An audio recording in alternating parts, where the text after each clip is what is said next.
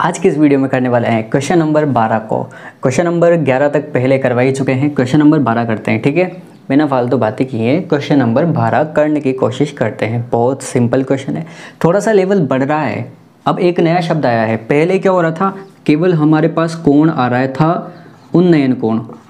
लेकिन इस बार हमारे पास नया आ चुका है अवनमन कोण। अवनमन कोण क्या होता है, उन्नयन क्या होता है, थोड़ा सा समझ लो। उन्नयन कोण बनेगा ऊपर की तरफ, जो ऊपर की तरफ बन जाएगा ना उन्नयन कोण होगा। अवनमन कोण बनेगा नीचे की तरफ। ठीक है, इतना सा डायरेक्टली ध्यान रख लेना। जो अवनमन कोण होगा वह नीचे बनेगा, उन्नयन कोण जो होगा वो ऊपर बनेगा। क्वेश्चन पढ़ना, क्वेश्चन है तुम्हारे पास, प्रॉपर डायग्राम भी बना हुआ है। बिल्कुल इस प्रकार तुम डायग्राम बनाना, क्वेश्चन तुम्हारे पास है ही सही। ठीक है, ये केवल समझने के लिए, और ये डायग्राम तुम प्रॉपर बना करके रख लेना। ठीक है, घर से 7 मीटर ऊंचा एक भवन है, मतलब ये जो डीई है ना, ये डीई तुम्हारा भवन है। इस भवन से एक केबल टावर, ये केबल टावर है पूरा एसी। इस केबल टावर के शिखर का उन्नयन कोण 60 डिग्री है। मतलब ये जो भवन है ना, इस भवन के शिखर से यहाँ से इस केबल टावर के शिखर का उन्नयन कोण बनेगा ना, वो उन्नयन कोण दिया है तुम्हें 60 डिग्री। और यहाँ पर कोई एंगल बनाने के लिए नीचे कुछ भूमि होनी चाहिए। तो ये जो भूमि है ना, नीचे वाली, इस भूमि के समांतर एक क्षैतिज स्तर बनाते हैं। ये शुरू में आ जाता है समझने में। ठीक है, तो इसके समांतर एक क्षैतिज स्तर ऊपर बनाया। इस क्षैतिज स्तर में से ही ये कोण बना है कितने डिग्री, 60 डिग्री।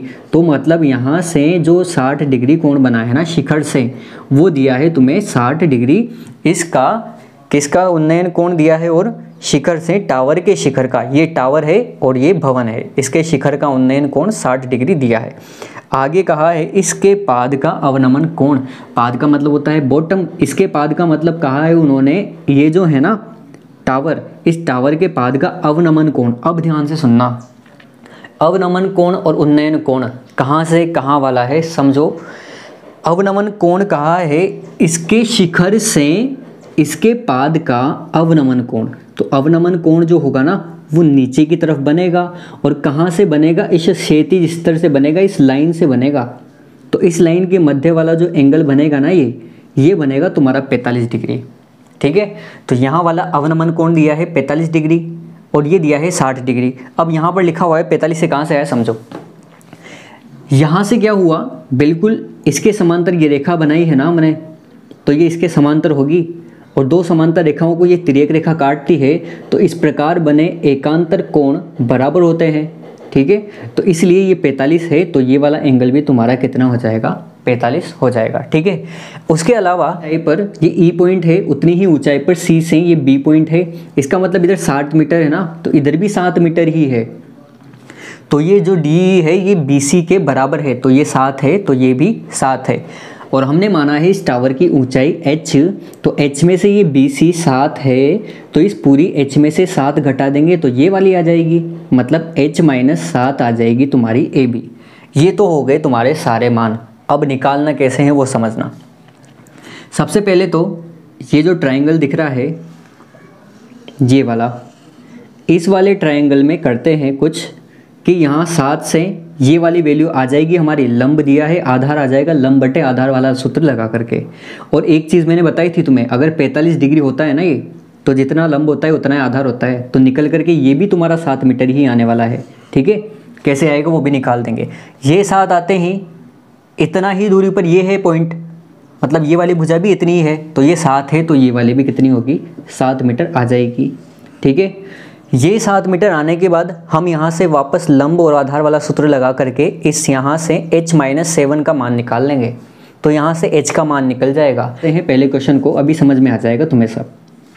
तो सबसे पहले तो ये वाला ट्रायंगल लिया हमने, कौन सा, ECD। तो हम लिखेंगे कि त्रिभुज ECD में, इसी त्रिभुज में सूत्र कौन सा लगेगा, लंब और आधार वाला, तो वापस वही tan थीटा वाला। मतलब यहाँ पर लिखना है tan थीटा बराबर क्या होता है, लंब बटे आधार। और लंब क्या है हमारा, DE है, और आधार क्या है, DC है। और tan थीटा का मान कितने डिग्री है, इसके लिए 45 डिग्री है। और DE का मान है 7, और DC का मान हमें पता करना ही है। ठीक है, tan 45 का मान होता है 1 बराबर 7 बटे DC, तो यहाँ से DC का मान निकल करके आ जाएगा 7 मीटर। ठीक है, यही कहा था मैंने, 7 ही आएगा और वही आया है। और ये ध्यान भी रखो तुम, अगर 45 डिग्री है ना किसी भी ट्रायंगल में थीटा का मान, तो ये 7 है ना लंब, तो आधार भी 7 ही आएगा। मतलब जितना लंब होता है उतना ही आधार आता है। यहाँ से आ चुका है हमारा 7 मीटर। और हमें पता है कि अगर ये DC 7 है ना, तो ये EB भी 7 होगा। तो हम यहाँ पर लिख सकते हैं कि DC बराबर है EB के, इसलिए ये भी कितनी होगी, 7 मीटर होगी। ठीक है, इतना लिखने के बाद अब मैंने क्या कहा था, यहाँ से ये निकल चुका है, मतलब ये आ चुकी है हमारे पास 7 मीटर। इससे निकालने वाले हैं इसको, AB को। तो अब कौन सा त्रिभुज हो जाएगा, वो त्रिभुज लिखेंगे कि त्रिभुज AEB में। इसी त्रिभुज में वापस वही टेन वाला सूत्र कि टेन थीटा बराबर क्या होता है, टेन थीटा बराबर होता है लंब बटे आधार। और लंब क्या है इसके लिए, AB है, और आधार क्या है, EB है। तो यहाँ से थीटा की वैल्यू क्या है, थीटा की वैल्यू तो ऊपर वाले के लिए 60 डिग्री है। और AB का मान क्या है, AB का मान हमें दिया है H-7, H-7, और EB का मान हमने निकाल लिया 7। टेन 60 की वैल्यू क्या होती है, वो होती है √3, और यहाँ से H-7 बटे 7 इधर चल रहा है। ठीक है, आगे देखना, 7 आ जाएगा इधर मल्टीप्लाई होकर के, तो ये बन जाएगा 7√3 बराबर H-7। 7 आ जाएगा इधर प्लस में, तो यहाँ बन जाएगा 7√3 और प्लस के 7 बराबर H।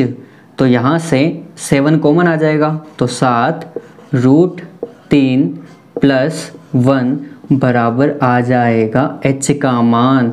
और यहाँ से H का मान निकल करके आ चुका है तुम्हारा। बहुत ही सिंपल मेथड्स हैं।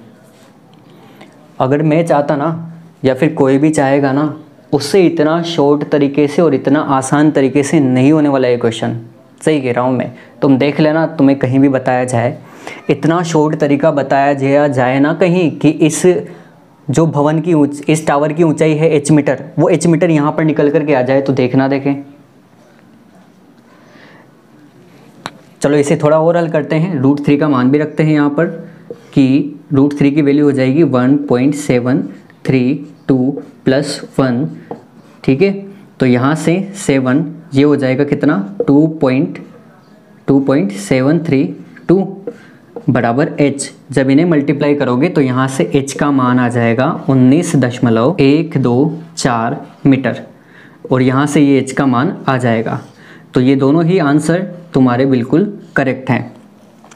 अब मुझे नहीं पता कि तुम्हें कैसे बताया जाता है, या फिर अगर किसी को गलत बताना ही है ना, तो वो कह भी सकते हैं इनमें कि इतने से क्वेश्चन में कहाँ से नंबर आएंगे। अरे नंबर क्यों नहीं आएंगे, अब तुम भी समझदार हो, थोड़ा सा सोचो।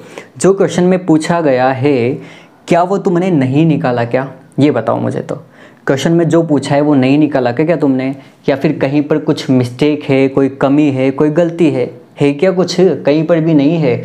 इस क्वेश्चन में पूछा गया था कि इसकी ऊंचाई कितनी होगी, समझाना एक बार, इसकी ऊंचाई कितनी होगी टावर की, ये पूछा है केवल। तो हमने क्या किया, पहले यहाँ से इस ट्रायंगल से इसका आधार निकाल लिया 7 मीटर, प्रॉपर तरीके से निकाला है 7 मीटर। ये देखो यहाँ से, और इसके बराबर की दूरी ही यहाँ पर है, तो ये 7 है ना, तो ये भी 7 है, वो भी अच्छे से लिखा है कि DC बराबर EB बराबर 7 मीटर होगा। फिर हमने इस ट्रायंगल में ले लिया कि ये 7 है ना, तो ये 7 है, तो यहाँ से लंब बटे आधार कर करके ही H का मान निकाल लिया। और तुम चाहो ना तो कोई सा भी मेथड लगा देना, इतना सा शॉर्ट सा क्वेश्चन नहीं होने वाला। चाहे 2 या 3 पेज का ही क्वेश्चन आराम से है। मेथड को इस तरीके को बाकी सब स्टूडेंट्स तक भी शेयर करो। ठीक है, वीडियो पसंद आए तो वीडियो को लाइक करना। और इतना सिंपल मेथड, आगे के क्वेश्चंस जो भी हार्ड है ना, कुछ भी हार्ड नहीं रहने वाला तुम्हारा, ध्यान रख लेना। मैं हूं ना अभी साथ, तो इसके आगे के क्वेश्चंस भी बिल्कुल ऐसे ही करवाने वाला हूं मैं। ठीक है, तो कंपेयर करके देख लेना, तुम्हारी मर्ज़ी पड़े जहाँ से कंपेयर करके देख लेना, अदर जो सॉल्यूशंस बता रहे हैं उनसे और मेरे सॉल्यूशन से। ठीक है, तो मिलते हैं अगले वीडियो में अगले क्वेश्चन के साथ।